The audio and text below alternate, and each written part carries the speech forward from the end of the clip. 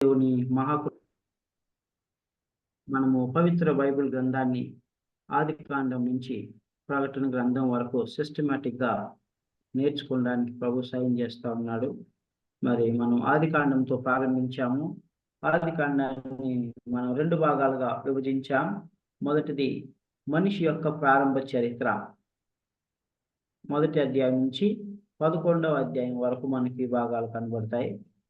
రెండవది దేవుడు ఎంచుకున్నటువంటి పితృస్వాముల కాలము. దేవుడు ఎంచుకున్నటువంటి పితృస్వాముల కాలము.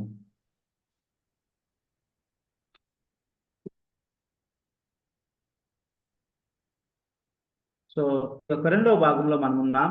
మొదటి పితృస్వామి అయినటువంటి అబ్రహాం గురించి నేర్చుకున్నాం. రెండవ పితృస్వామి ఇస్సాకు, 3 యాకోబు, 4 యోసేపుని గురించి మనం అధ్యయనం చేస్తా ఉన్నాం. పోయిన క్లాసులో మనము యోసేపుని గురించి మనం నేర్చుకున్నాం. యోసేపు తన సహోదరులను, యోసేపు యొక్క జీవితం ఐగుప్తులు ఎలాగున్నదనే అంశం గురించి మనం నేర్చుకున్నాం. మరి యోసేపు తన సహోదరులను కలుస్తాడు, వారిని మరి ప్రేమిస్తాడు, మరియు తన సహోదరుడైనటువంటి బెన్యామీను తీసుకురమ్మని తన సహోదరులు చెప్తాడు. ఆ తర్వాత వాళ్ళు తీసుకొస్తారు. మరి యోసేపు తన సహోదరులకు తను బయలుపరుచుకొని మరి వారిని ముద్దు పెట్టుకొని వారిని కౌగులించుకొని బిగ్గరగా కేకలు వేసి ఏడ్చుతాడు. ఆ తర్వాత యోసేపు మరి తన యొక్క సహోదరులను ధైర్యపరుస్తాడు. మీరు నన్ను ఐగుప్తీయులకు అమ్మివేసినందుకు మీరు చింతించవద్దు, మీరు బాధపడవద్దు, ఎందుకంటే దేవుడే మీకంటే ముందుగా నన్ను పంపించాడు, ఇది దేవుని కార్యమై ఉన్నది, కాబట్టి మీరు బాధపడొద్దు అని వారిని ధైర్యపరుస్తాడు.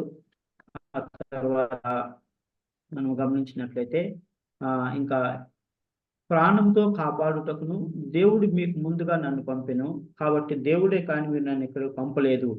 ఆయన నన్ను ఫరోకు తండ్రిగాను అతని ఇంటి వారందరికీ ప్రభువుగాను ఐగుప్తు దేశం అంతటి మీద ఏలికగాను నియమించను అని చెప్పి మీరు వెళ్ళి మరి తండ్రి అయిన యాకోబును, మీ కుటుంబములను, మీ భార్యలను, బిడ్డలను, మీ యొక్క ఎడ్లను, మరి మీ యొక్క గొర్రెలను, మేకలను సమస్తమును తీసుకొని ఇక్కడికి రండి, కరువు భారంగా ఉన్నదని చెప్తారు.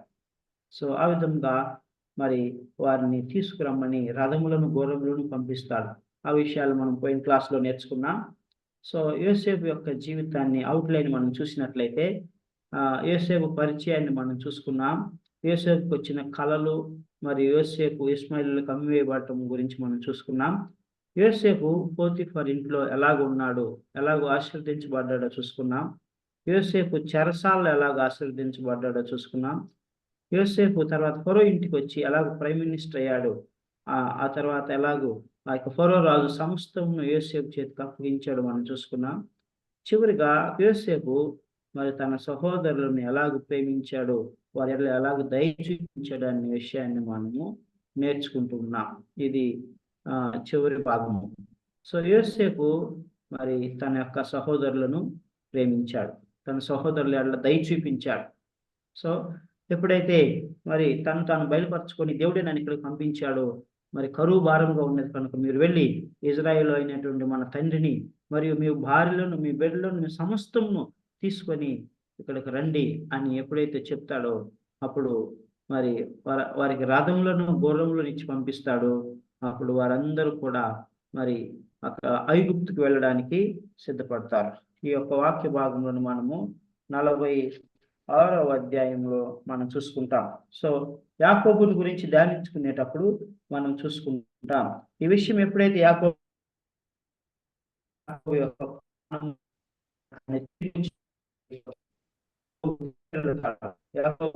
మరి సంతోషించి ఆనందించి నేను యోసేపు నుంచి అనుకొని బెర్షెబాకు వెళ్ళి బలు కట్టి దేవుని ఎదుగుతాడు.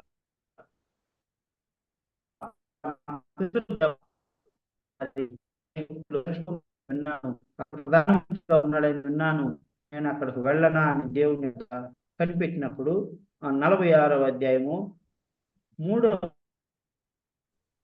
దేవుడు అంటాడు, ఆయన నే దేవుడను నీ తండ్రి దేవుడను ఐగుప్తునకు వెళ్ళుటకు భయపడకము, అక్కడ నిన్ను గొప్ప జనముగా చేసేదను.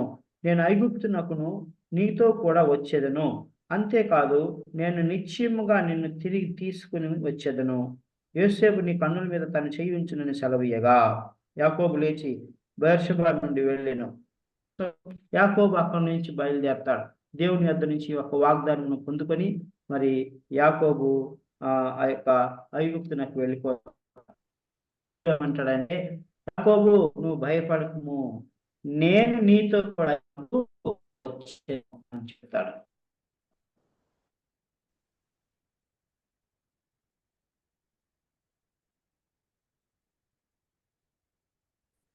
నేను నీతో కూడా ఐగుప్తునకు వచ్చేదను అని చెప్తాడు. సలాగు చెప్పినప్పుడు యాకోబు ధైర్యవంతుడై వెళ్ళిపోతాడు. ఐగుప్తుకు వెళ్ళిపోతాడు. ఐగుప్తుకు సమస్తమును తీసుకొని వెళ్ళిపోతాడు. మొత్తము 66 మంది ఐగుప్తునకు బయలుదేరతారు. మనం చూసినట్లయితే 46వ అధ్యాయము 26వ వచనం చదవండి. 46వ అధ్యాయము 26వ వచనం. యాకోబు చదవండి. యాకోబు కోడండ్రను వినాయించి అతని గర్భవాసమున పుట్టి యాకోబుతో ఐగుప్తుకు వచ్చిన వారందరూ 66. ఐగుప్తులో అతనికి పుట్టిన యోసేపు కుమారులు 2. ఐగుప్తునకు వచ్చిన యాకోబు కుటుంబంనకు వారందరూ 70 మంది. సో ఐగుప్తునకు వచ్చిన యాకోబు కుటుంబం వారందరూ 70 మంది. సో 70 మంది వెళ్ళారు. సో ఈ నంబర్ గుర్తుపెట్టుకోండి. తర్వాత మనం నిర్గమకాండంలోకి వెళ్ళినప్పుడు ఏ విధంగా ఇజ్రాయేలుని దేవుడు ఫలింపు చేశాడు, ఆశీర్వదించాడు. మరి 400 సంవత్సరంలో లోపే 70 మంది 6 లక్షలకు పైగా ప్రజలు అవుతారు. సో అది సామాన్యమైనటువంటి విషయం కాదు. అది దేవుడు ఇజ్రాయేలుని ఫలింపు చేస్తేనే కానీ ఆ కార్యం జరగదు. సో కాబట్టి మనము జ్ఞాపకం ఉంచుకోవాల్సింది ఏంటంటే, కానాను నుంచి ఐగుప్తునకు వెళ్ళిన వారు యోసేపుతో కూడా కలిపి 70 మంది అని మనం గుర్తుపెట్టుకోవాలి. సో ఆ తర్వాత మరి యాకోబు తన సహోదరులు గోషేను అనే ప్రాంతానికి వెళ్తారు. గోషేను అనే ప్రాంతంలోకి వెళ్ళినప్పుడు గోషేనులో యాకోబును కలవడానికి, ఇజ్రాయేలును కలవడానికి యోసేపు వస్తాడు. యోసేపు వచ్చినప్పుడు యోసేపు ఆయన కలుసుకొని 29వ వచనంలో వారి కలయిక గురించి రాయబడి ఉంటుంది. 29-30 వచనాలు. 46వ అధ్యాయము 29-30 వచనాలు చదవండి. యోసేపు తన రథమును సిద్ధం చేయించి తన తండ్రి అయిన ఇశ్రాయేలును ఎదుర్కొనుటకు గోషెనుకు వెళ్ళి అతనికి కనబడెను. అప్పుడు అతడు అతని మెడ మీద పడి అతని మెడ పట్టుకొని ఎంతో ఏడ్చెను. అప్పుడు వారిరువురు కూడా కలుసుకొని ఒకరినొకరు కౌగులించుకొని ముద్దు పెట్టుకొని యాకోబు ఎంతగానో ఏడ్చి ఏమంటాడంటే, నీవు ఇంకా బ్రతికి ఉన్నావు, నీ ముఖము చూసి కనుక నేను చనిపోదునని చెప్పాను. సో నాకు ఇది చాలు, నా జీవితానికి ఇది చాలు, నా కుమారుడు చనిపోయానుకున్నాను, అయితే బ్రతికే ఉన్నాడు అని ఆయన అంటాడు. ఇంకా తర్వాత మరి యోసేపు తన సహోదరులను కలిసి, నేను మిమ్మల్ని ఫరో యొద్దకు తీసుకువెళ్తాను, ఫరోకు పరిచయం చేస్తాను, మరి ఫరో మిమ్మల్ని అడుగుతాడు, మీ వృత్తి ఏంటి అని అడుగుతాడు, మీరేం చేస్తారు, మీ ప్రొఫెషన్ ఏంటి అని అడుగుతాడు. అడిగినప్పుడు మేము పశువుల కాపరులు అని చెప్పండి, ఎందుకంటే గొర్రెల కాపరులు ఐగుప్తీయులకు హేయులు అనే వాక్యం సెలవిస్తా ఉన్నది. సో 33వ వచనంలో మనం చూసినట్లయితే, గొర్రెల కాపరి అయిన ప్రతివాడు ఐగుప్తీయులకు హేయుడు గనుక ఫరో మిమ్మల్ని పిలిపించి మీ వృత్తి ఏమిటని అడిగిన యెడల మీరు గోషేను దేశమందు కాపురం ఉండునట్లు మా చిన్నతనం నుండి ఇది వరకు నీ దాసులమైన మేమును మా పూర్వీకులను పశువులు గల వారమై ఉన్నామని ఉత్తరం ఇయ్యుడి అని చెప్పాడు. యోసేపు వారికి ఒక సలహా ఇచ్చాడు. ఆ రాజు అడిగితే మేము పశువుల కాపురం అని చెప్పండి, గొర్రెల కాపురం అని చెప్పొద్దని అంటారు. సో ఆ విధంగా వారు యోసేపు వారి సహోదరులు కొంతమందిని ఫరో యొద్దకు తీసుకెళ్తారు. కలిసినప్పుడు మరి ఫరో అడుగుతాడు, సో మీరేం చేస్తారు, మీ వృత్తి ఏంటంటే మేము గొర్రెల కాపురము లేకుంటే పశువుల కాపురము అని చెప్తారు. అప్పుడు రాజు అంటాడు, ఫరో రాజు అంటాడు, వీరిలో ప్రజ్ఞ కలిగిన వారిని, అంటే ప్రావీణ్యులను మరి నా యొక్క పశువుల కాపుల పైగా అధికారులుగా ఉంచు అని చెప్తాడు. ఈ దేశమంతా మీ ఎదుట ఉన్నది, మరి వారిని ఎక్కడ ఉంచాలో అక్కడ ఉంచు, నీ ఇష్టము అని యోసేపుకు ఫరో మరి చెప్తాడు.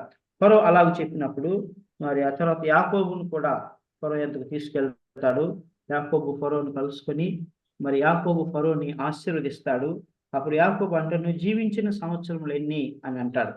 అప్పుడు యాకోబు సమాధానం ఇస్తాడు. 47వ అధ్యాయము 9వ వచనం. 47వ అధ్యాయము 9వ వచనం. యాకోబు, నేను యాత్ర చేసిన సంవత్సరములు 130, నేను జీవించిన సంవత్సరములు కొంచెముగాను దుఃఖ సహితముగాను ఉన్నవి. అవి నా పితరులు యాత్ర చేసిన దినములలో వారు జీవించిన సంవత్సరములన్నీ కాలేదని ఫరోతో చెప్పి ఫరోను దీవించి ఫరో ఎదుట నుండి వెళ్ళిపోయిను. ఫరోను దీవించి ఫరో ఎదుట నుంచి వెళ్ళిపోయాను. నేను ఎప్పటి వరకు బ్రతికిన సంవత్సరంలో 130, నా జీవితం అంతా కూడా మరి జీవించిన సంవత్సరం కొంచెంగానే ఉన్నాయి, దుఃఖ సహితంగానే ఉన్నాయి. నా పితరులు జీవించినంత కాలము నేను జీవించలేకపోతున్నాను అని చెప్తాడు. అబ్రహాము మరి 175 సంవత్సరం జీవించాడు. ఇస్సాకు 180 సంవత్సరం జీవించాడు. అయితే యాకోబు 147 సంవత్సరములు జీవించి మరి తన పితరులతో కూడా ప్రేమైనటువంటి దేవుని బిడ్డలారా, ఈ విధంగా ఐగుప్తులో మరి ఫరోని కలుసుకొని ఫరోని ఆశీర్వది మరి వస్తాడు. ఆ తర్వాత మరి వీరు ఐగుప్తుకు వెళ్ళినప్పుడు అక్కడ పంటలు లేవు, అక్కడ ఏమి వ్యవసాయం భయంకరంగా ఉన్నప్పుడు మరి వీరందరూ కూడా ఈ 70 మందిని ఎవరు పోషిస్తా ఉన్నారు? 12వ వచనం, 47వ అధ్యాయము 12వ వచనం.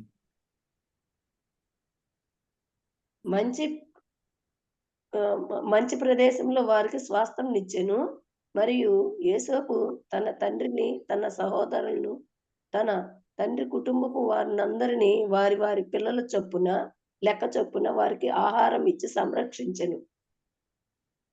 కరువు వారికి ఆహారం ఇచ్చి ప్రేమైనటువంటి దేవుని బిడ్డారా, ఇక్కడ చూడండి, కరువు భారమైనది, భయంకరమైనటువంటి కరువు ఉన్నప్పుడు మరి ఇజ్రాయేలీలను మరి సమస్తమును కూడా యోసేపు పోషిస్తా ఉన్నాడు, సంరక్షిస్తా ఉన్నాడు. ప్రేమైనటువంటి ఒక రకంగా మనం గమనించినట్లయితే యోసేపు యేసుక్రీస్తుకు ముందు గుర్తుగా సాదృశ్యంగా ఉన్నాడు.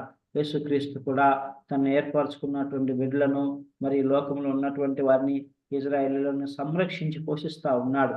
వారి యొక్క ప్రతి అక్కర్ను తీరుస్తా ఉన్నాడు. ఈవెన్ ఆత్మీయంగా మనం గమనించినట్లయితే ఈ లోకంలో రక్షణ మారు మనసు పొందినటువంటి వారందరూ కూడా సంఘములుగా కూడుకుంటూ ఉన్నారు. ఈ ప్రపంచంలో ఉన్న వారందరినీ కూడా మరి దేవుడు తన వాక్యం ద్వారా పోషిస్తూ సంరక్షిస్తూ ఉన్నాడు. అలాగనే ఇక్కడ ఉండి తను ఏర్పరచుకున్నటువంటి ఇజ్రాయేలీలను అందరినీ కూడా పోషించి సంరక్షిస్తూ ఉన్నాడు, వారికి ఆహారం ఇస్తా ఉన్నాడు. యోసేపు ఏమో ఆ దినముల్లో భౌతిక ఆహారం ఇచ్చి వారిని సంరక్షించి వారిని కాపాడుతూ ఉన్నాడు. మన ప్రభు అయినటువంటి యేసుక్రీస్తు దినాన మనకు జీవాహారం ఇచ్చి జీవ జలంనిచ్చి మనల్ని తృప్తిపరుస్తూ మనల్ని పచ్చిక బయలులో నడిపిస్తూ ఆయన మనల్ని ఆదుకుంటూ ఉన్నాడు. ఏమైనటువంటి దేవుని బిడ్డలారా, ఆ విధంగా యోసేపు యేసుక్రీస్తు ముందు గుర్తుగా ఉన్నట్లుగా మన యొక్క లేఖన భాగంలో చూసుకుంటాం. ఆ తర్వాత మనం గమనించినట్లయితే మరి కరువు భారంగా ఉన్నందున ఐగుప్తీయులందరూ కూడా మరి వారు తీసుకున్న ధాన్యం అయిపోతా ఉన్నది.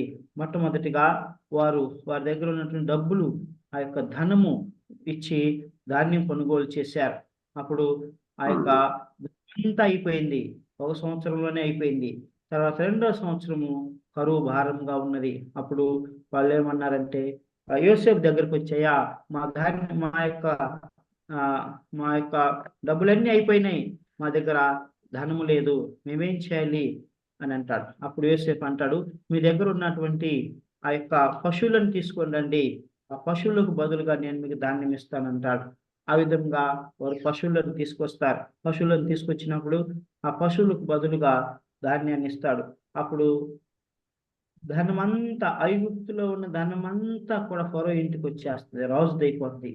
తర్వాత ఐగుప్తులో ఉన్నటువంటి పశువులన్నీ కూడా మరి ఫరో ఇంటికి వచ్చేస్తాయి, ఫరో అయిపోతాయి. అయినా కరువు భారంగా ఉన్నందున మరలా వారికి ధాన్యం అవసరం అవుతుంది. అప్పుడు యోసేపు దగ్గరికి వచ్చి అంటారు, మా దగ్గర ఏమీ లేవు, పశువులు ఫరో ఆయను, మరి ధనమంతా ఫరో అయిపోయినాయి, మా దగ్గర ఏమీ లేవు, మా యొక్క పొలాలు మేమే ఉన్నాం, మనుషులమే ఉన్నాము అని అన్నప్పుడు ఆ ఉమ్, యోసేపు అంటాడు, సరే మీ పొలములన్నిటిని కూడా ఫరోకు అమ్మివేయండి, ఫరోకు తాకట్టు పెట్టండి, మేము మీకు తినడానికి ధాన్యం ఇస్తాము అని ఫరో మరి భూమిని అంతటిని కూడా, ఐగుప్తు దేశంలో ఉన్నటువంటి భూమిని అంతటిని కూడా మరి ఫరో ఇంటికి తీసుకొచ్చి ఫరో చేసేస్తాడు, చేసేసి వారికి ధాన్యం ఇస్తాడు. ఆ విధంగా వారు పోషింపబడతారు. ప్రియమైనటువంటి దేవుని బిడ్డలారా, యోసేపు మరి సమస్తమును కూడా ఫరో ఇంటికి చేరుస్తాడు. ఆ విధంగా నమ్మకమైనటువంటి బల మంచి దాసుడుగా యోసేపు తెలివి కలిగిన వాడై మరి సమస్తమును సమకూరుస్తాడు.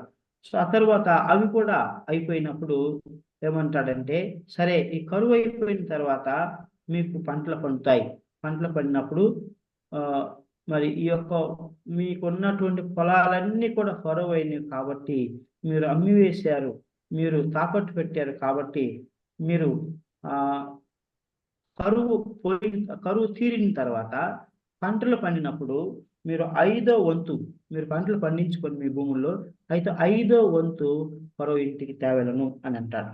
చూడండి 47వ అధ్యాయము 23, 24 వచనాలు. యోసేపు, యేసు ఇదిగో నేడు మిమ్మల్ని మీ భూములను ఫరో కొరకు కొని ఉన్నాను. ఇదిగో మీకు విత్తనములు పొలములలో విత్తుడి. పంటల్లో 5వ భాగం మీరు ఫరోకి ఇవ్వవలెను. 4 భాగములు పొలములలో విత్తుటకు మీకును మీ కుటుంబ వారికిను ఆహారమునకును మీ పిల్లలకు ఆహారమునకు మీకే ఉండుననియు ప్రజలతో చెప్పగా, ఆ విధంగా మరి 5వ వంతు విత్తనాలు కూడా ఇచ్చాడు, ఆయనే ఇచ్చాడు.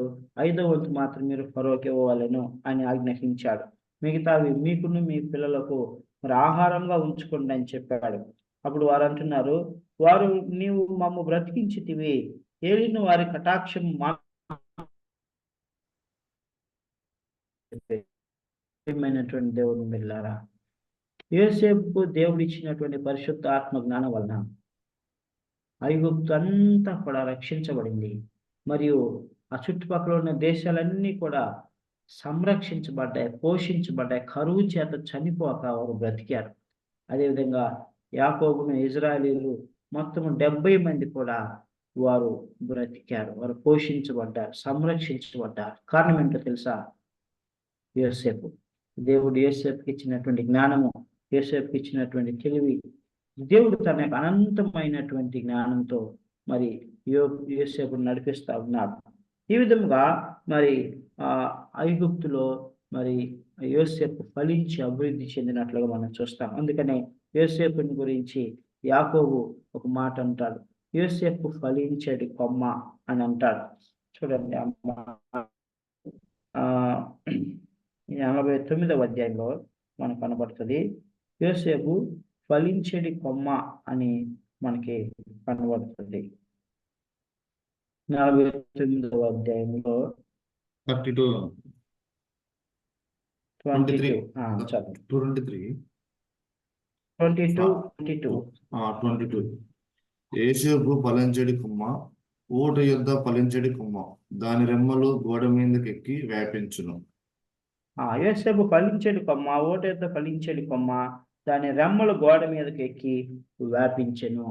ప్రియమైనటువంటి దేవుని బిడ్డ, ఒక వ్యక్తి దేవునికి లోబడటం వల్ల, ఒక వ్యక్తి భయభక్తులు కలిగి ఉండటం వలన, ఒక వ్యక్తి దేవుని ప్రేమించటం వలన, ఒక వ్యక్తి దేవుని స్వరం వినటం వలన ఎంతమంది ఆశీర్వదించబడ్డారు.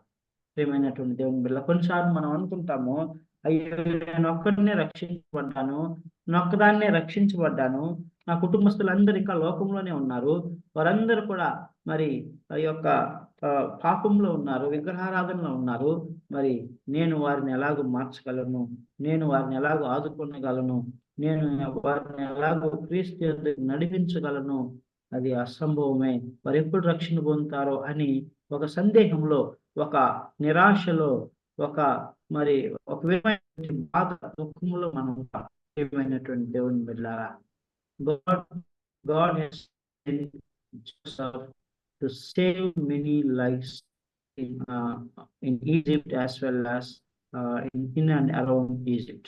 ఎంతో మందిని రక్షించడానికి యోసేపు మరి యోసేపుని దేవుడు ఎన్నుకున్నాడు. అలాగనే so God has made you to be witness and to your family and also the people surrounding you. ప్రభు మరి నీ కుటుంబాన్ని క్రీస్తు యొద్దకు నడిపించడానికై మరియు నీ చుట్టుపక్కల వారిని, ఇరుగు పొరుగు వారిని, నీ ఫ్రెండ్స్ను దేవుని యొద్దకు నడిపించడానికై దేవుడు ఎన్నుకున్నటువంటి సాధనమై ఉన్నావని మనం మీరు జ్ఞాపకం ఉంచుకొని వాళ్ళం. ప్రియమైనటువంటి దేవుని బిడ్డలారా, దేవుడు ఆ కార్యం చేస్తాడు, తప్పకుండా చేస్తాడు. చూడండి, ఇక్కడ యోసేపు సహోదరులు తను ద్వేషించినటువంటి వారు మరి ఒక 50 అధ్యాయంలో కనుక మనం చూసినట్లయితే వారు వచ్చి క్షమాపణ కోరుకుంటా ఉన్నారు, ఆయన పాదం మీద సాగిల పడుతూ ఉన్నారు. ప్రియమైనటువంటి దేవుని బిడ్డలారా, దేవుడు నమ్మదగిన వాడు, దేవుడు ప్రేమమయుడు, కరుణామయుడు. మన యొక్క అపరాధములను, దోషములను బట్టి మన అపరాధ దోషములను మనల్ని క్షమించి, మనల్ని పరిశుద్ధపరిచి, మనల్ని నూతనపరిచి ఆయన కుమారులు కుమార్తెలుగా చేసుకొని ఆయన రాజ్య వారసులుగా చేసే చుట్టువాడు. అందుకని అంటున్నాడు దేవుడు, I will remember your sins and your lawless deeds no more అంటున్నాడు. నేను ఇక మీద మీ పాపములను, మీ అపరాధములను ఎన్నటికీ జ్ఞాపకం చేసుకోండి అంటున్నాను. ఒకవేళ దేవుడు మన అపరాధములను, మన పాపములను జ్ఞాపకం చేసుకుంటే నిశ్చయముగా మన మరణముకు పాత్రలో, శిక్షకు పాత్రలో, నరకానికి పాత్రలో. అయితే ప్రభు ప్రేమమయుడు, కరుణామయుడు, దయామయుడు కనుక మనము మన పాపములను, అపరాధములను ఆయన మరి క్షమించేవాడు కనుక ఆయన వాటిని జ్ఞాపకం చేసుకొనక మనల్ని నూతన పరుస్తూ, మన పరిశుద్ధపరుస్తూ మరి ఆయన కుమారులు కుమార్తెలుగా చేసుకుంటూ వస్తూ ఉన్నాడు. సో ఆ తర్వాత మనం గమనించినట్లయితే యాకోబు అంటాడు, యాకోబు 17 సంవత్సరంలో ఐగుప్తులో జీవిస్తాడు. అంటే 130 సంవత్సరంలో ఫరోను కలిసినప్పుడు, ఆ తర్వాత 17 సంవత్సరంలో అనగా 147 సంవత్సరంలో ఐగుప్తులో జీవిస్తాడు.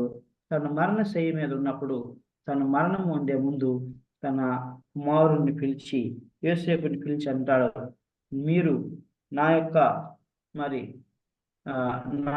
నా యొక్క బాడీని, అంటే నేను మరణం పొందిన తర్వాత నా యొక్క శరీరాన్ని మరి నా పితరులతో కూడా ఆ మెక్పెలా అనేటువంటి కానాన్లో ఉన్నటువంటి ఆ సమాధిలోనే పెట్టండి అని చెప్తాడు. నా పితరులందరూ కూడా అక్కడే పాతి పెట్టబడ్డారు, నన్ను కూడా అక్కడే పాతి పెట్టండి అని కోరుకుంటాడు.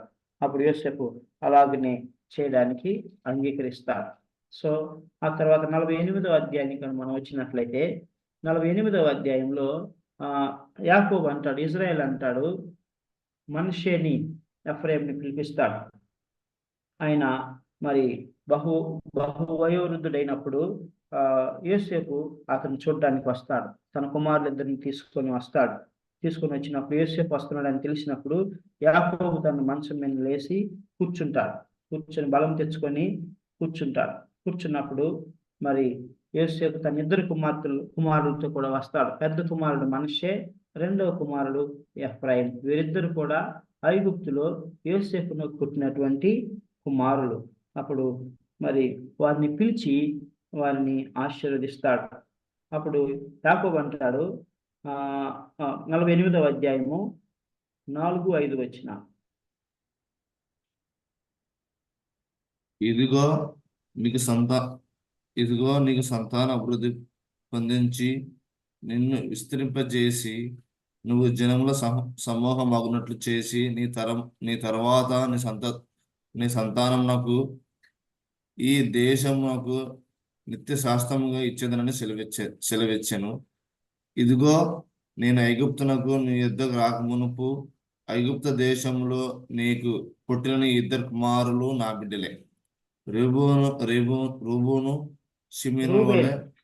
రూబేను షిమీనుల వలె ఎఫ్రాయిము, మనష్షే నా బిడ్డలే ఉందురు. ఇక్కడ మనం గమనించినట్లయితే ఇజ్రాయెల్ అంటున్నాడు, అంటే యాకోబు అంటున్నాడు, నీకు పుట్టినటువంటి 2 కుమారులు నా కుమారులే అని అంటున్నాడు. ఎందుకు నా కుమారులు అంటే యోసేపు తన యొక్క సహోదరులను ప్రేమించి, తన తండ్రిని ప్రేమించి వారికి కీడుకు ప్రతి కీడు చేయక మేలు చేశాడు కనుక తన ఇద్దరు కుమారులను హెచ్చిస్తా ఉన్నాడు. వాస్తవానికి వారు యోసేపు కుమారులు కదా. అయితే యాకోబు అంటున్నాడు, వారు నా కుమారులే, వారికి నా కుమారులతో పాటు స్వాస్థ్యంను వారికి అనుగ్రహిస్తాను అంటున్నాడు. వాస్తవానికి యాకోబు యొక్క స్వాస్థ్యం యోసేపుకు రావాలి, కానీ యాకోబు అంటున్నాడు, నీ ఇద్దరు కుమారులు కూడా నా కుమారులుగా వారిని తీసుకొని మరి వారికి 2 భాగాలు ఇస్తాను అంటున్నాడు. అంటే అప్పుడు యోసేపుకు రావాల్సింది 1 భాగం అయితే తన కుమారులకు ఇద్దరికి 2 భాగాలు ఇస్తాడు. అంటే తన సహోదరుల కంటే 1 భాగము ఆస్తి స్వాస్థ్యము మిగులు ఇస్తాడు. సో ఈ విషయాన్ని మనము మరి యెహోషువ గ్రంథాన్ని ధ్యానించేటప్పుడు మనం ఇంకా క్లియర్గా మనకు అర్థమవుతుంది. అక్కడ యెహోషువ ఇజ్రాయేల్ ప్రజలకు కనాను దేశాన్ని పంచిపెట్టేటప్పుడు భాగములు ఇస్తాడు. ఆ భాగం ఇచ్చేటప్పుడు ఈ వాక్యాన్ని గుర్తు చేసుకుంటాడు. మన పితరుడైనటువంటి యాకోబు మనకు మరి వాగ్దానం రీతిగా పంచిపెట్టిన రీతిగా మనష్షేకి ఎఫ్రాయిముకు 2 భాగములు ఉండాలి, వారికి స్వాస్థ్యం ఉండాలి అని చెప్తాడు. ప్రియమైనటువంటి దేవుని బిడ్డలారా, ఎందుకు యాకోబు ఇలాగ చేశాడు, మరి ఇజ్రాయెల్ ఎందుకు ఇలాగ చేశాడంటే కారణం ఒకటే, ఇశ్రాయేలు మరి యోసేపుని అధికంగా ప్రేమించాడు. అంత మాత్రమే కాదు, యోసేపు మరి ఇజ్రాయేలీలందరినీ కూడా పోషించి సంరక్షించాడు కనుక దానికి కృతజ్ఞతగా మరి ఇశ్రాయేలు 2 భాగములను తన కుమారులిద్దరికి అనుగ్రహిస్తాడు. ఆ విధంగా మరి మనం గమనించినట్లయితే వారిద్దరిని పిలిచి మరి వారిని ఆశీర్వదించడానికి పిలిచినప్పుడు మరి యోసేపు ఏం చేస్తాడంటే పెద్ద కుమారుడైనటువంటి మనష్షేని యాకోబు యొక్క కుడి చేతి వైపు ఉంచుతాడు, చిన్నవాడైనటువంటి ఎఫ్రాయిమును యాకోబు యొక్క ఎడమ చేతి వైపు ఉంచుతాడు. అలా ఉంచినప్పుడు మరి మనష్షేకు ఎక్కువ ఆశీర్వాదం రావాలని, జ్యేష్ఠత్వం రావాలని అనుకుంటాడు. అయితే మరి ఇజ్రాయెల్ ఏం చేస్తాడంటే యాకోబు ఏం చేస్తాడంటే తన కుడి చేతిని మనష్షే మీద ఉంచకుండా ఎఫ్రాయిం మీద పెడతాడు, తన ఎడమ చేతిని మనష్షే మీద పెట్టి వారిని ఆశీర్వదిస్తాడు. వారిని ఆశీర్వదించి మరి వారిని బహుగా ఆశీర్వదిస్తాడు. చూడండి, అదే 48వ అధ్యాయము 15వ వచనం, 15-16 వచనాలు. అతడు యోసేపును దీవించి, నా పితరులైన అబ్రహాము ఇస్సాకులు ఎవని ఎదుట నడుచుకొనుచుండిరో ఆ దేవుడు నేను పుట్టినది మొదలుకొని నేటి వరకును ఎవడు నన్ను పోషించనో ఆ దేవుడు అనగా సమస్తమైన కీడులలో నుండి నన్ను తప్పించిన దూత ఈ పిల్లలను ఆశీర్వదించును గాక. నా పేరును అబ్రహాం ఇస్సాకులకు నా పితరుల పేరును వారికి పెట్టుదును గాక. భూమి యందు వారు బహుగా విస్తరించుదురు గాక అని చెప్పాను. యోసేపు ఎఫ్రాయిము తల మీద తన తండ్రి పొడి చెయ్యి చూచినప్పుడు అది అతనికి ఇష్టం కాకపోయాను కనుక అతడు మనష్షే తల మీద పెట్టించవలనని తన తండ్రి చెయ్యి ఎఫ్రాయిం తల మీద నుండి ఎత్తి, నా తండ్రి అట్లు కాదు, ఇతడే పెద్దవాడు, నీ కుడి చెయ్యి ఇతని తల మీద పెట్టమని చెప్పాను. అయినను అతని తండ్రి ఒప్పక, అది నాకు తెలియను, నా కుమారుడా అది నాకు తెలియను, ఇతడు ఒక జన సమూహమై గొప్పవాడగును కానీ ఇతని తమ్ముడు ఇతని కంటే గొప్పవాడగును, అతని సంతానము జనముల సమూహమగునని చెప్పాను. సో ఆ విధంగా మరి ఇజ్రాయేలు మనష్షేని ఎక్కువగా ఆశీర్వదించి తక్కువ ఆశీర్వాదాన్ని ఎఫ్రాయిం ఎక్కువగా ఆశీర్వదించి మనష్షేకి తక్కువ ఆశీర్వాదాన్ని ఇస్తాడు. So Ephraim హెచ్చిస్తాడు. సో అయితే అది ఇష్టం ఉండదు ఎవరికి, యోసేపుకి ఇష్టం ఉండక తండ్రి అలా కాదు, ఈయన పెద్ద కుమారుడు, ఈయన చిన్న కుమారుడు అని చెప్తాడు. అది నాకు తెలియను, నా కుమారుడా నాకు తెలియను అని అంటాడు. ఆ విధంగా ఇద్దరిని ఆశీర్వదిస్తాడు. సో మనకి ఈ యొక్క వాక్య భాగం ధ్యానించేటప్పుడు మరి మనకు ఒక సందర్భం గుర్తు వస్తుంది. అదేంటంటే ఇస్సాకు తన కుమారులిద్దరిని ఆశీర్వదించేటప్పుడు మరి తన కుమారులైనటువంటి ఏశావును యాకోబును ఆశీర్వదించేటప్పుడు కూడా ఇలాంటి పరిస్థితులు ఎదురవుతాయి. మరి ఇస్సాకు తన చిన్న కుమారుడైనటువంటి యాకోబును ఆశీర్వదిస్తాడు, యాకోబుకు జ్యేష్ఠత్వాన్ని ఇస్తాడు. సో అలాగని ఇక్కడ కూడా చిన్న కుమారుడైనటువంటి ఎఫ్రాయిముకు యాకోబు ఎక్కువ ఆశీర్వాదాలను ఇస్తా ఉన్నాడు. సో ఆ విధముగా మరి ఆ యొక్క సంఘటన జరిగిన తర్వాత యాకోబు తన కుమారులందరినీ పిలిచి ఏం చేస్తాడంటే వారిని ఆశీర్వదిస్తాడు. ఆశీర్వచనాలను వారికి ప్రవచనాలను చెప్తాడు 49వ అధ్యాయంలో. ఈ యొక్క అధ్యాయాన్ని మనం ఆల్రెడీ చూసుకున్నాం, యాకోబుని గురించి ధ్యానించేటప్పుడు చూసుకున్నాం. సో 49వ అధ్యాయం 28 నుంచి 33వ వచనం వరకు మనం చదివినట్లయితే యాకోబు అంటాడు, మరి నా యొక్క శరీరాన్ని ఆ యొక్క మక్పెలా అనేటువంటి కనానులో ఉన్నటువంటి ఆ ప్రాంతంలోనే ఆ సమాధి తోటలోనే పాతి పెట్టండి, ఎందుకంటే నా పితరుడైనటువంటి అబ్రహాము దాన్ని ఒక హిత్తీయుడి నుంచి మరి కొన్నాడు. సో అక్కడ నన్ను పాతి పెట్టండి అని రిక్వెస్ట్ చేస్తాడు.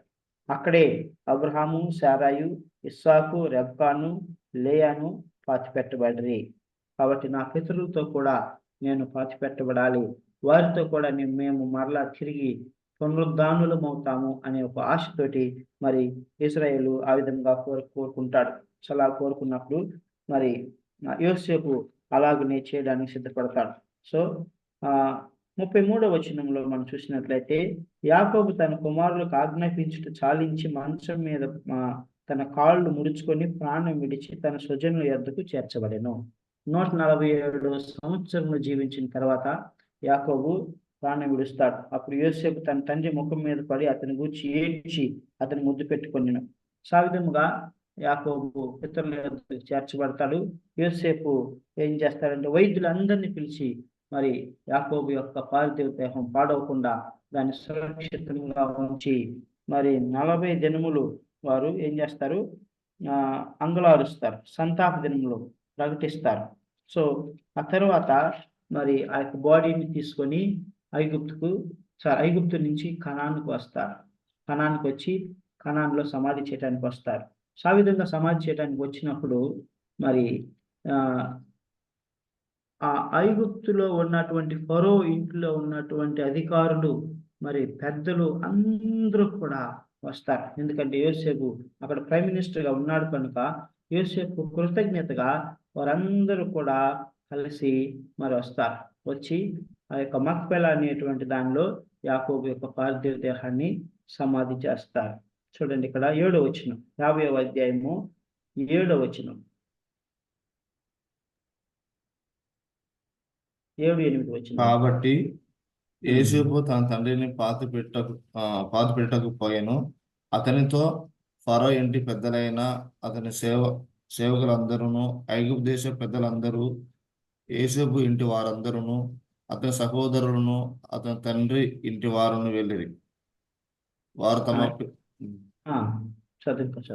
తమ పిల్లలను, తమ గొర్రెల మందలను, తమ పశువులను మాత్రము గోషాను దేశంలో విడిచిపెట్టిరి.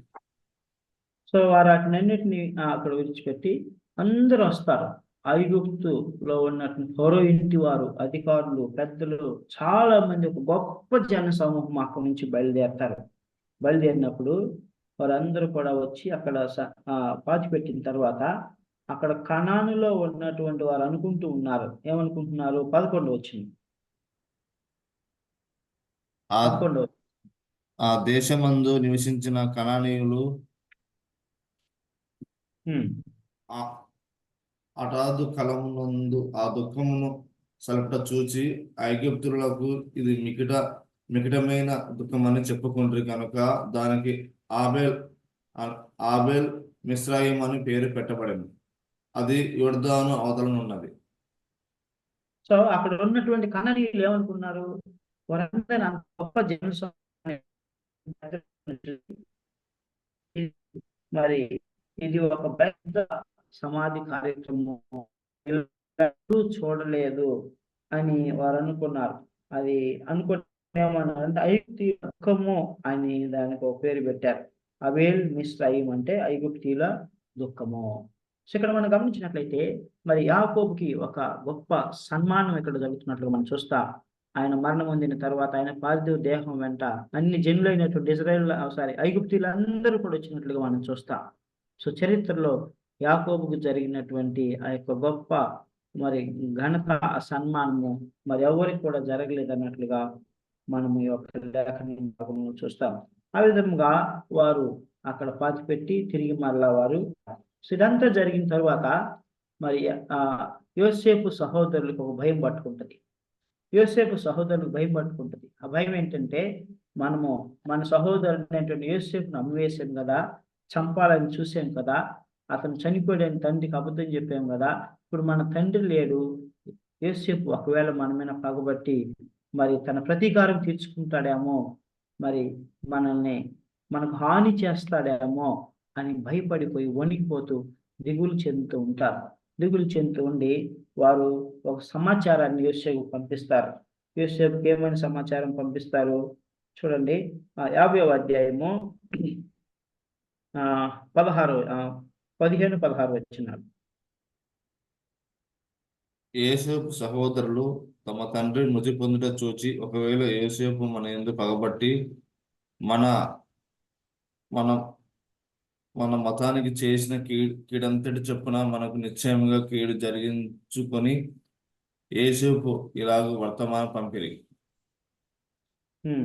16-17 వచ్చారు. నీ తండ్రి తాను చావక మునుపు ఆజ్ఞాపించినదేమనగా, మీరు యోసేపుతో నీ సహోదరులు నీకు కీడు చేసిరి గనుక దయచేసి వారి అపరాధమును వారి పాపమును క్షమించమని అతనితో చెప్పడాను. కాబట్టి దయచేసి నీ తండ్రి దేవుని దాసుల అపరాధం క్షమించమని వారు యోసేపుతో ఇలాగ మాట్లాడుచుండగా అతను ఏడ్చాను.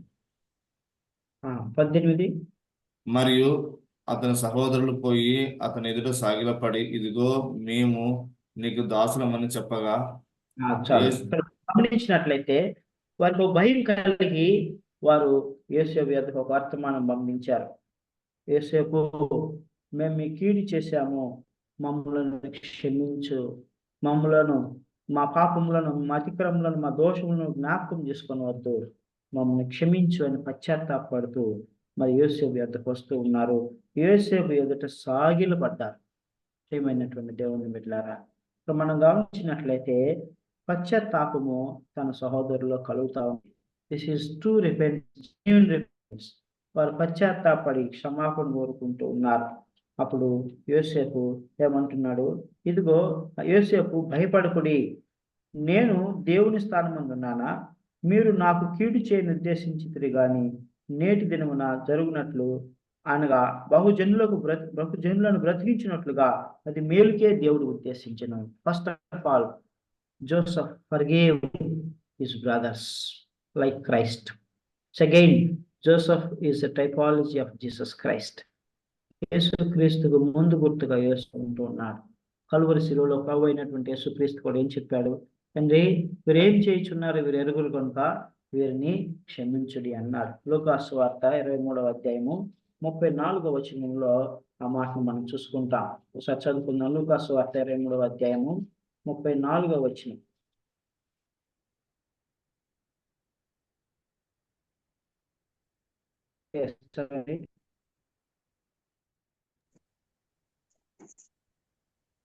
ఉండండి, ఒక్క నిమిషం చదువుతున్నా. ఒక్క నిమిషం. యేసు, తండ్రి, వీరేమి చేయుచున్నారా, వీరు ఎరుగురు కనుక వీరిని క్షమించమని చెప్పాను. వారు చాలు. యేసు అంటున్నాడు, తండ్రి, ఏం చేస్తున్నారో వీరు కనుక వీరిని క్షమించుడి అంటున్నాడు. ప్రియమైనటువంటి దేవుని బిడ్డలారా, సో వాళ్ళు యేసుక్రీస్తుని సిలువ వేస్తా ఉన్నారు, సిలువకు అప్పగించి ఉన్నారు, మేకులు కొడతా ఉన్నారు, ముళ్ళ కిరీటం పెట్టారు, మరి ఆయన సిలువకు మేకులతో కుట్టారు, ఆయన అపహాస్యం చేస్తా ఉన్నారు. Even then Christ was telling, తండ్రి, వీరేం చేయుచున్నారు, వీరు ఎరుగురు కనుక వీరిని క్షమించుడి. అలాగని ఇక్కడ యోసేపు కూడా, తండ్రి, మరి నా సహోదరులు ఏం చేశారో వారికి తెలియదు, వారు కోపంలో, ఆవేశంలో, యాంగ్విష్లో వారు ద్వేషం, అసూయ, మత్సరము, కక్షలు పెట్టుకుని అలాగ చేశారు. దాన్ని నువ్వు మేలు కొరకే చేసావు కనుక వీరిని క్షమించు అని వారిని క్షమిస్తా ఉన్నాడు. ప్రియమైనటువంటి దేవుని బిడ్డలారా, what a great virtue of forgiveness we see in Joseph. యోసేపులో ఆ క్షమించే గుణాన్ని మనం చూస్తాం. అది యేసుక్రీస్తుకు పోలిన గుణం. అది యేసుక్రీస్తుకు ఏమైతే ఉన్నాడో మీలో ఉండి క్షమించినటువంటి గుణం. ప్రియమైనటువంటి దేవుని బిడ్డలారా, what we learn from Joseph is that we should be like Christ. క్రీస్తు యేసు కలిగిన ఈ మనసును మీరును కలిగి ఉండుడి అని ఫిలిప్పీయులకు రాసిన పత్రిక 2వ అధ్యాయం 5వ వచనంలో సెలవిస్తా ఉన్నాడు. సాధనాల్లోనే యోసేపు క్రీస్తు మనసును కలిగి ఉన్నాడు, దేవుని మనసును కలిగి ఉన్నాడు. ఆ దినాల్లో వాక్యం లేవు, ఆ దినముల్లో మెసేజెస్ లేవు, ఆ దినముల్లో సంఘాలు లేవు, ఆ దినముల్లో సహవాసాలు లేవు, పాస్టర్స్ లేరు, ఎవరు లేరు. He was alone in Egypt. ఐగుప్తులో అక్కడే ఉన్నాడు. ఈ రిసోర్సెస్ లేవు, బోధించే వాళ్ళు లేరు, జూమ్ క్లాసెస్ లేవు, ఆన్లైన్స్ లేవు, సిస్టమిక్ స్టడీస్ లేవు. But yet Joseph represented Christ. Joseph was typology of Jesus Christ. Joseph revealed very characteristics of Jesus Christ. ఏమైనటువంటి దేవుని బిడ్డలారా, ఈ దినాల్లో మనకు అన్ని రిసోర్సెస్ ఉన్నాయి. We are in church, we are listening to the word of God, we are hearing to many messages, and we are reading the Bible, and we are praying, and we are in constant conversation with God through the word of God. But do we have the spirit of true forgiveness in our lives? మనం నిజంగా మరి మన తోటి వారిని, మన సహోదరులను, మన ఇరుగు పొరుగు వారిని, మనకు కీడు చేసిన వారిని, మనకు అన్యాయం చేసిన వారిని, మనం దుఃఖపెట్టిన వారిని, బాధ పెట్టిన వారిని మనం క్షమించగలమా? That is the nature of Christ. అది క్రీస్తు యేసు యొక్క గుణగణము. ప్రియమైనటువంటి దేవుని బిడ్డలారా, మనము క్షమించబద్దులమై ఉన్నాం. మనం క్షమించినప్పుడు ఒక విషయం గుర్తుపెట్టుకోండి, ఎప్పుడైతే మనం క్షమించి ప్రేమించి మరి వారిని ఆదరిస్తామో అప్పుడు ప్రభు యొక్క వాక్యము వారి హృదయంలో కార్యం జరిగిస్తుంది. చూడండి, ఈ కరుడు కట్టినటువంటి సహోదరులు చాలా కఠినలు, వారు చాలా మర్తు స్వభావం కలిగిన వారు. But God prayers their hearts. దేవుడు వారి హృదయాలను కరిగించి వేశారు. రాతి హృదయాలను మరి మాంస హృదయాలుగా చేసి సాగిలపడి మరి యోసేపు యొక్క క్షమాపణ కోరుకునేటువంటి వారిగా చేశాడు. డూ యూ థింక్ దట్ వారు ఆ విధంగా క్షమాపణ అడిగే స్వభావం కలిగిన వారా? కాదు, ముమ్మాటికి కాదు. కలభావమునే ద్వేషించిన వారు క్షమాపణ అడుగుతారా? అడుగురు.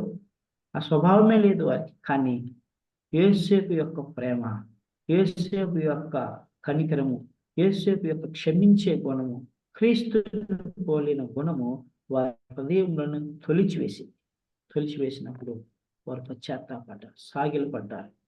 యోసేపు, మమ్మల్ని క్షమించు, మేము నీకు విరోధంగా పాపం చేశాం, దేవునికి విరోధంగా పాపం చేశాం, మేము నమ్మి వేశాం, నిన్ను కొట్టి చంపాలని దురుద్దేశం కలిగి ఉన్నాం, అయినా నువ్వు మమ్మల్ని ప్రేమించావు అంటారు.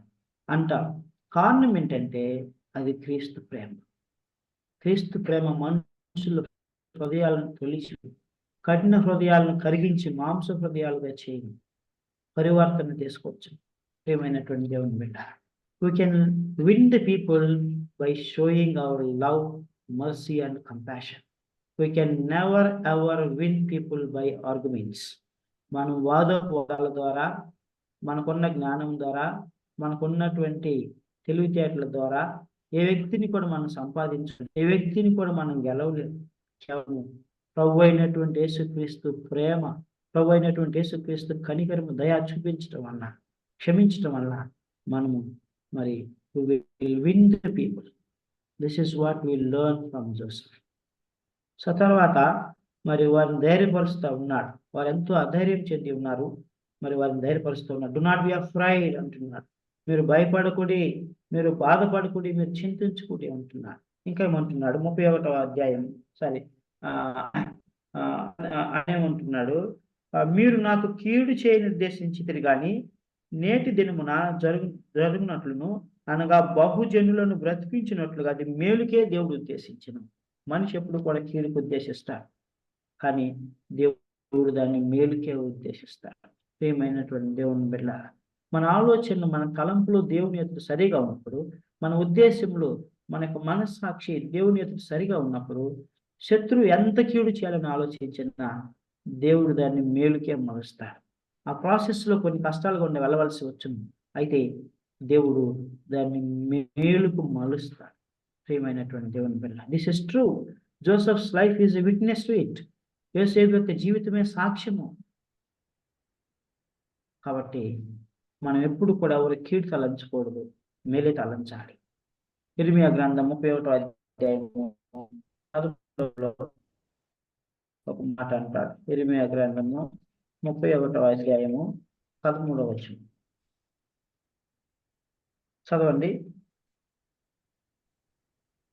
ఇర్మియా 31 13. ఒక్క నిమిషం.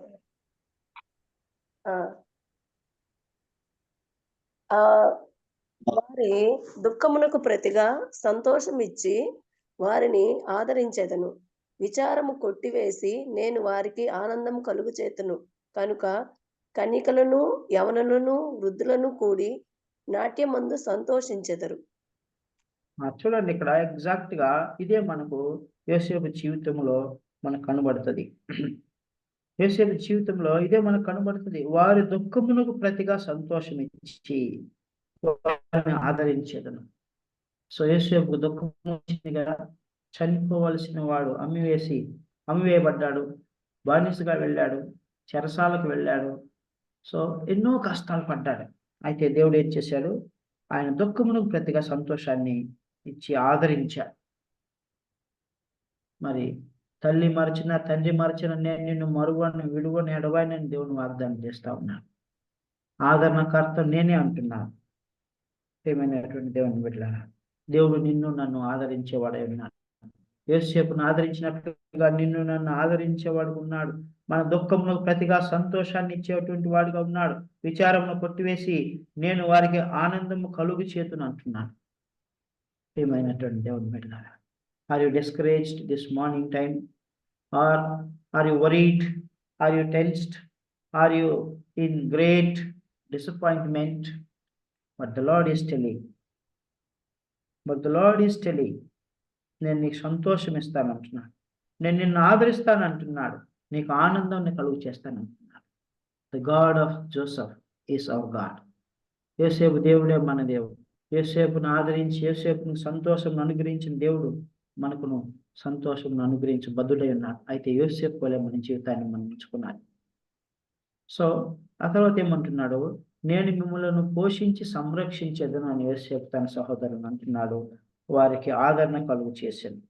వారిని ఆ మాటలు వారికి ఆదరణ కలుగు చేశాను. 21వ వచనం మనం చూసినట్లయితే 50వ అధ్యాయం ఆదికాండం 21వ వచనం, కాబట్టి భయపడకుడి, నేను మిమ్మును మీ పిల్లలను పోషించేదని చెప్పి వారిని ఆదరించి వారితో ప్రీతిగా మాట్లాడాను.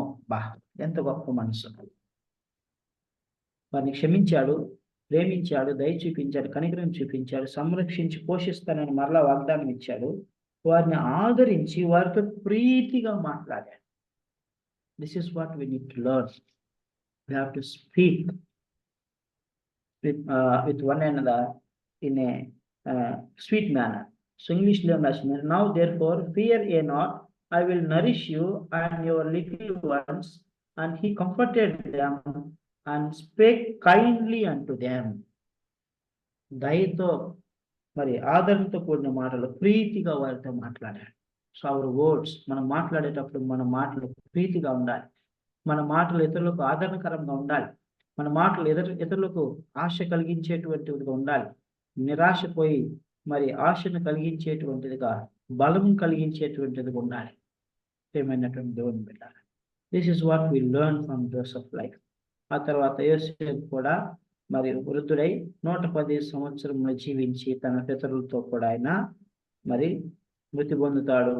యోసేపు యొక్క ఆ యొక్క శల్యములను మోషే తీసుకొని వెళ్ళిపోయి ఆ యొక్క మక్పేలా అనే చోటే పాతి పెడతారు. ప్రియమైనటువంటి దేవుని బిడ్డలారా, so in brief this is about Joseph's life.